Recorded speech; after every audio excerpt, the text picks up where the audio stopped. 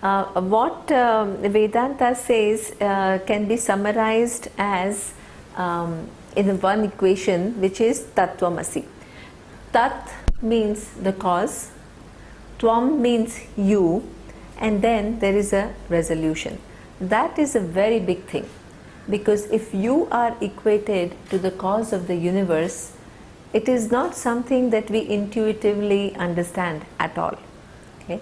So therefore we need to look at each of these terms and see what they mean and see where the point of resolution is. Okay? Any equation will have two sides which are very different. Okay? So if I say 5 is equal to 5, it's not an equation, because already the two terms are the same. But if I say 3 plus 2 is equal to 6 minus 1, it becomes an equation. The two sides look very different, but they have a point of resolution. 3 is different from 6, plus is different from minus, 2 is different from 1. Okay? But both of them have a point of resolution in 5. Okay?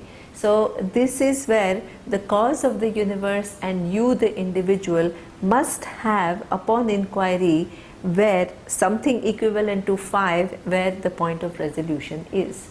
Okay? So in order to discover where the point of resolution is, let's look at each of these terms. Let's first start with the cause of the universe, Tat, the cause of the universe. The inquiry about the cause of the universe can start by first asking, is there a cause of the universe or not? Okay? Some people say there is, right? And some people say, no, there is no cause of the universe. We don't see anything. There are many atheists in this world who basically don't think that there is a cause of the universe. So now who of the two is right? We can't just say one is right without looking into it. So in order to show that there is a plausibility of a cause of the universe, Vedanta starts with a very simple logic. Okay? This logic doesn't prove anything, but it establishes the plausibility. And that is through the following. Let's say if you look at this watch, okay, and if I tell you, somebody says that, okay, how did this watch come about? Okay, and if I say, oh, the steel came from somewhere, okay, all the different wires came from somewhere else, all randomly, they all combined together, okay, to produce this watch. Will this story be plausible? Would it make any sense to you? No, because this is an intelligent creation. It is created with certain amount of precision to produce a given function, which is a very precise function. Okay? So it is intelligently put together.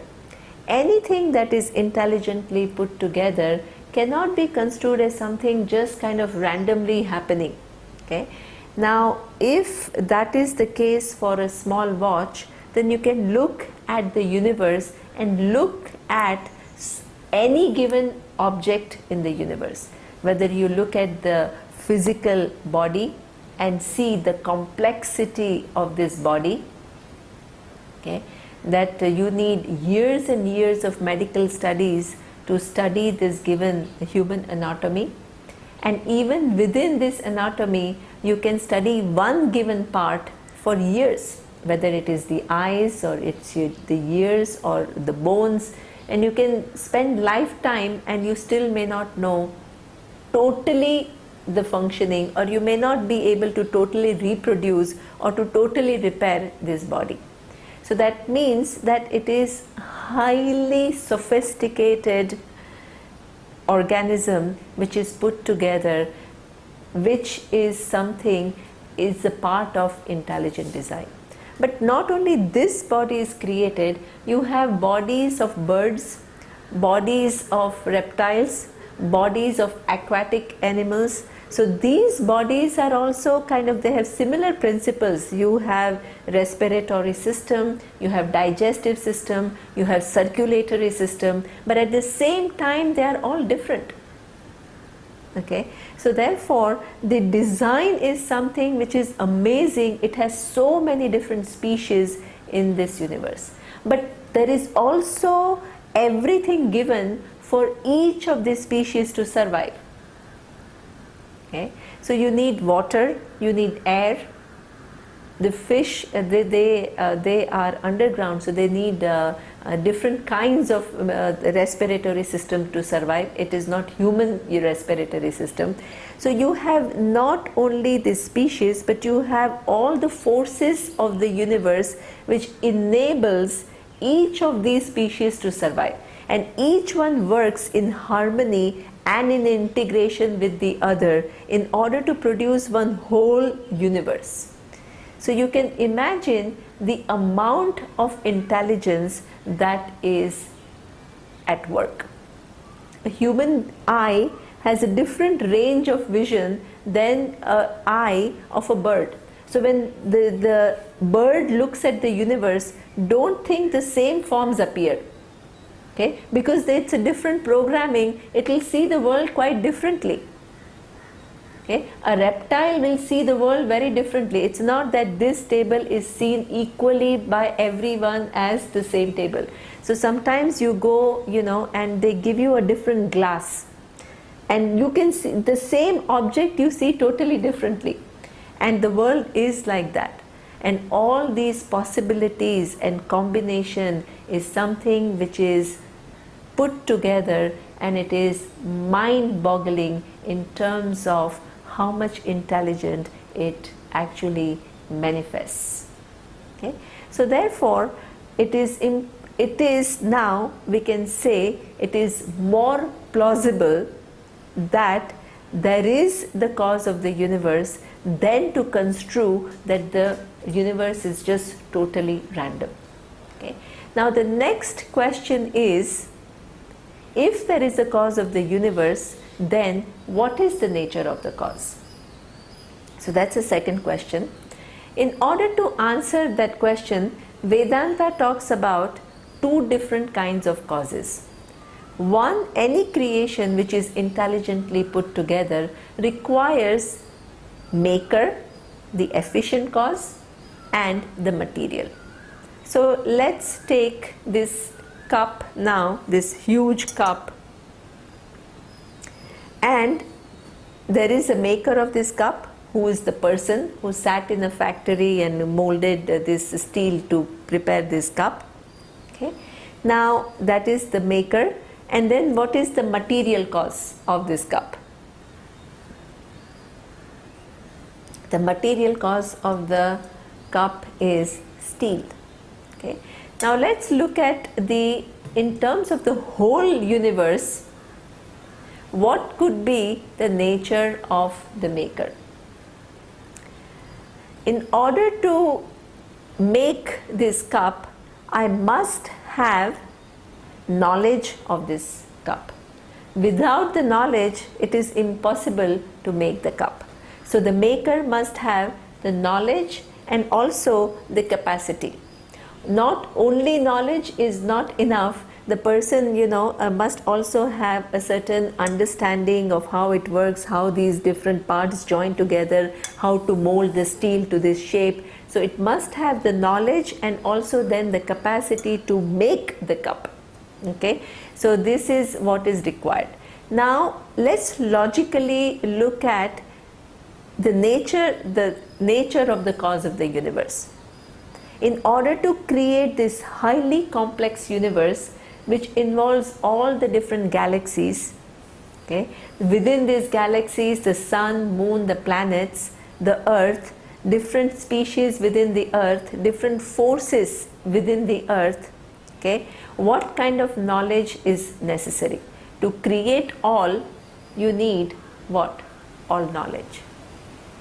Okay, so the maker must have all knowledge to create the entire universe. Okay. what Vedanta shows is, it doesn't just make you believe that there is some entity out there, okay, which has all knowledge to create the universe. It makes you see how all knowledge is right now here at play, okay, in the universe. So this presence of knowledge, all knowledge, from the standpoint of the maker, is appreciable by us through series of orders that exist in this universe. If you look at how the galaxies are designed and how the planets come together, how the laws of gravity makes them all so that be in that position so that they don't collide with each other. All this is governed through the physical laws. Okay? How different plants are growing, what kind of fruit they give, what kind of vegetables they give. Okay? How do they survive? What are the properties of the plant and how it would benefit a human being? There is this whole different kind of range of knowledge that is available. That is what we call the knowledge of botany. Okay.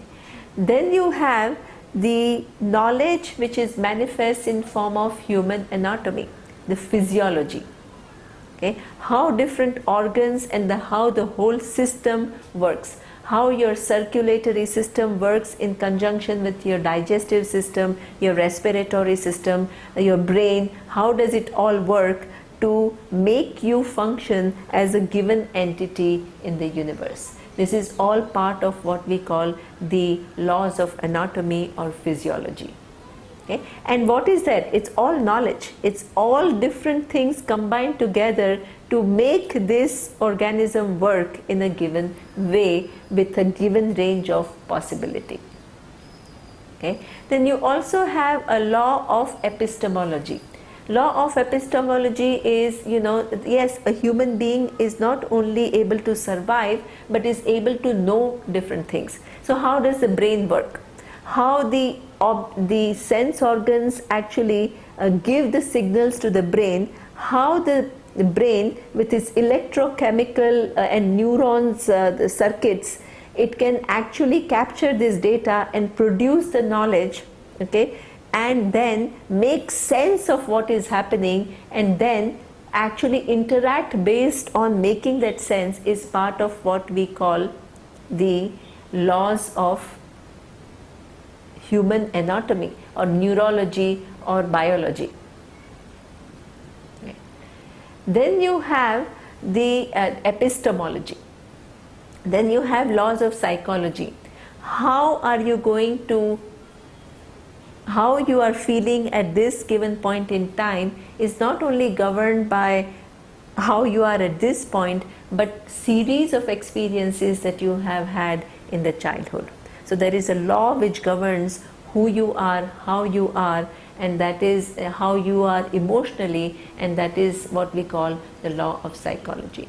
And that is that every law actually operates in a very intelligent manner, connecting the past causes and effects with the present causes to produce the universe, which is constantly undergoing change and making it what it is. So therefore, you can immediately appreciate, it's not a matter of belief. We are not construing an entity called God with all knowledge who is producing the universe. What we are saying, what Vedanta is showing you is the presence of all knowledge in this universe, okay, through this series of laws, that it is each of these laws is manifestation, a given manifestation of all knowledge. So when you are actually studying physics, you are getting a glimpse of that all knowledge from a given standpoint. When you are studying biology, you are looking into that all knowledge from a given standpoint. When you are studying psychology, it is again an insight into this all knowledge through a given standpoint. So all knowledge is something which is not to be believed, but it is something to be discovered. Okay. Now the second question then is, what is the material from which this all knowledge created the universe?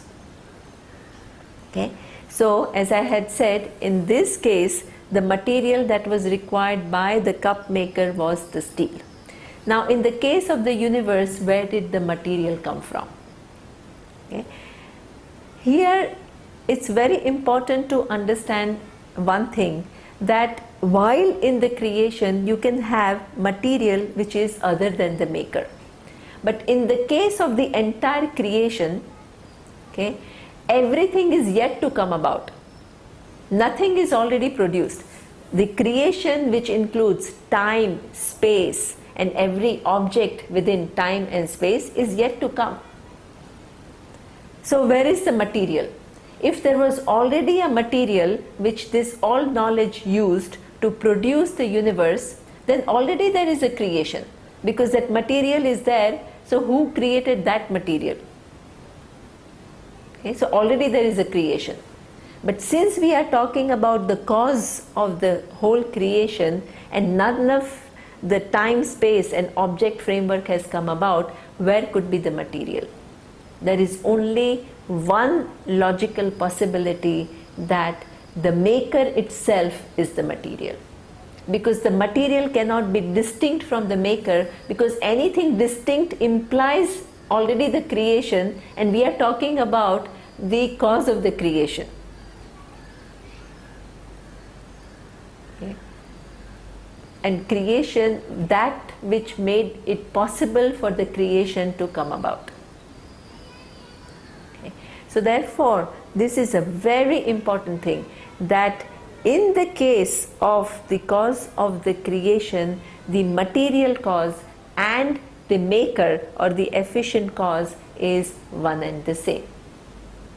What does it mean? If the maker is all knowledge, what should material be? Material should also be all knowledge, being the material cause of the creation. Okay. You can say, how is it possible? Okay. Because in this case the material cause is the steel, okay, and I can see the steel. Now I don't see all knowledge here. I don't see all knowledge here at all.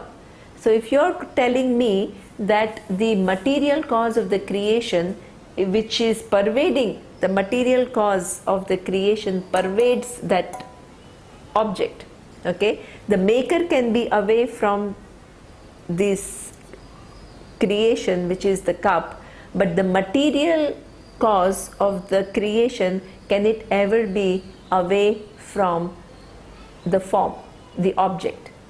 It can never be away from the object.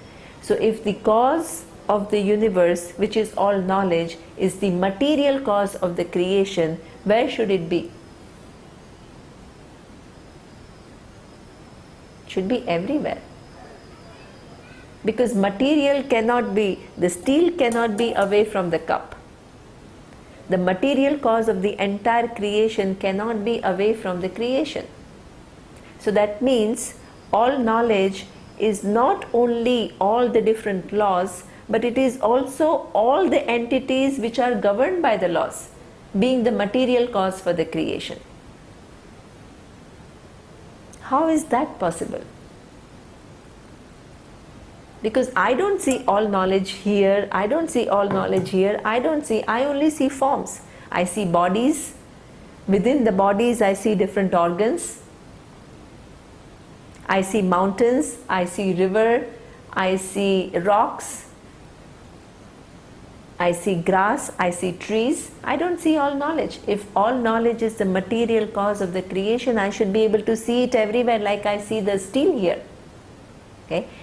This is where Vedanta makes me see one more reality.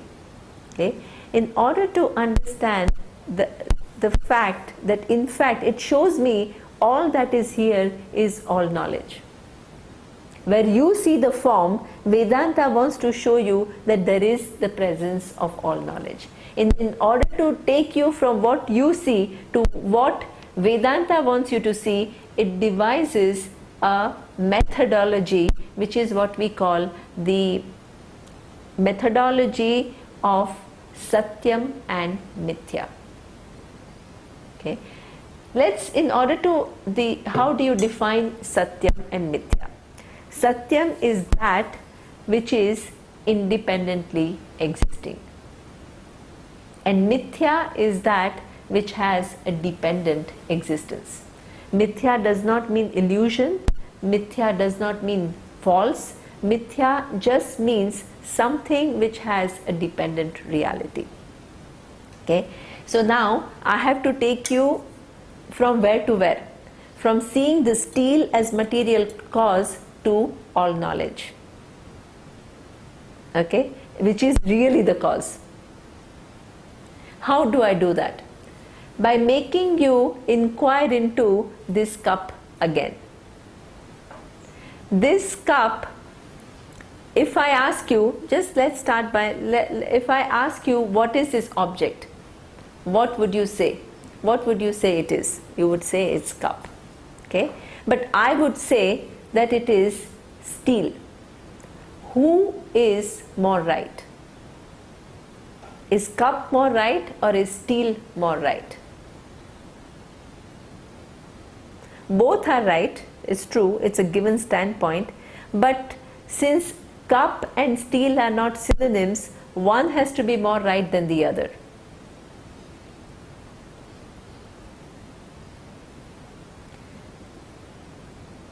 If you say the cup is more right, then I will say, okay, great, let me take away the steel.